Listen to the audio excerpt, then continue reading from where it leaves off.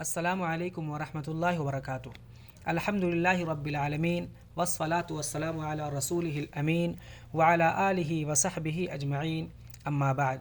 محترم سامعین، رمضان کا آخری عشرہ داخل ہو چکا ہے۔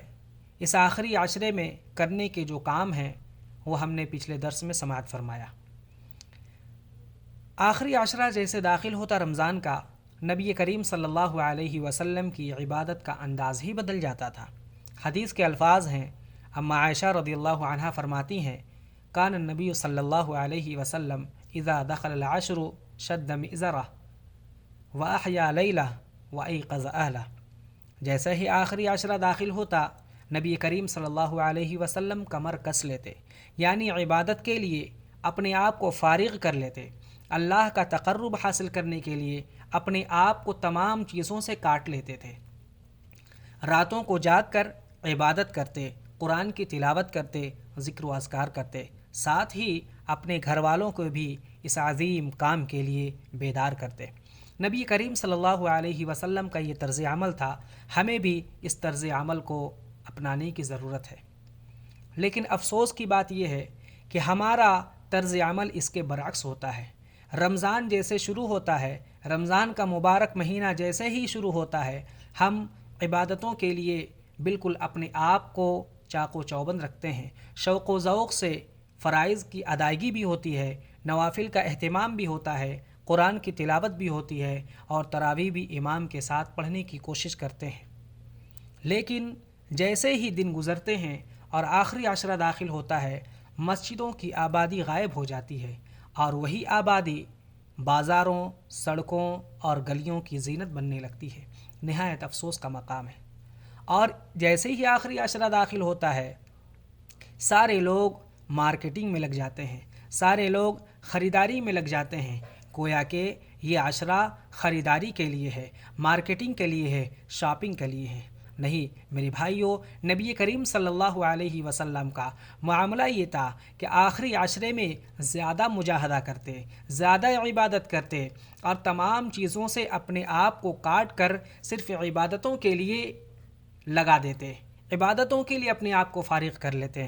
نبی کریم صلی اللہ علیہ وسلم کی زندگی میں ہمارے لیے اسوہ ہے، لہٰذا اسی طرز عمل کو اپنا کر ہم دنیا اور آخرت کی بھلائی پا سکتے ہیں۔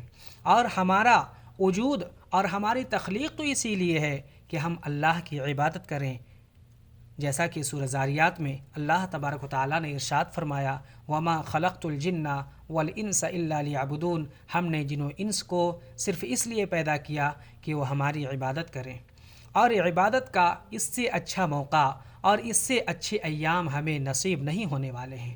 ہو سکتا ہے کہ ہم اس کے بعد اپنی زندگی کو ترسیں، ہو سکتا ہے ہم اس کے بعد اس حالت میں نہ رہیں کہ اللہ کی صحیح سے عبادت کر سکیں۔ لہٰذا میرے بھائیوں، ان ایام کو غنیمت جانتے ہوئے شاپنگ، خریداری اور مارکیٹنگ سے اپنے آپ کو کاٹ کر اللہ کی عبادت میں لگانے کی کوشش کریں، تاکہ یہ اعمال ہمیں قیامت کے دن اس عذاب سے بچا سکے جو عذاب مجرمین کے لیے، گنہگاروں کے لیے تیار کیا گیا ہے۔ ہمیں چاہیے کہ ان بچے ہوئے دنوں میں ہم اللہ کو راضی کرنے کی کوشش کریں، اللہ کا تقرب حاصل کرنے کی کوشش کریں۔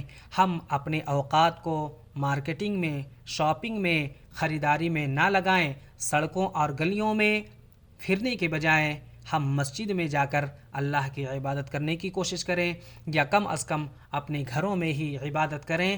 تراویح امام کے ساتھ پڑھیں، اور امام کے ساتھ تراویح پڑھنے والا ایسا ہوتا ہے، یعنی امام کے ساتھ اگر ہم تراویح پڑھتے ہیں اور امام کے ساتھ ہم مسجد سے باہر آتے ہیں، یعنی کہ ہم نماز سے فارغ امام کے ساتھ ہوتے ہیں، تو ہمیں پوری رات قیام کا ثواب ملتا ہے۔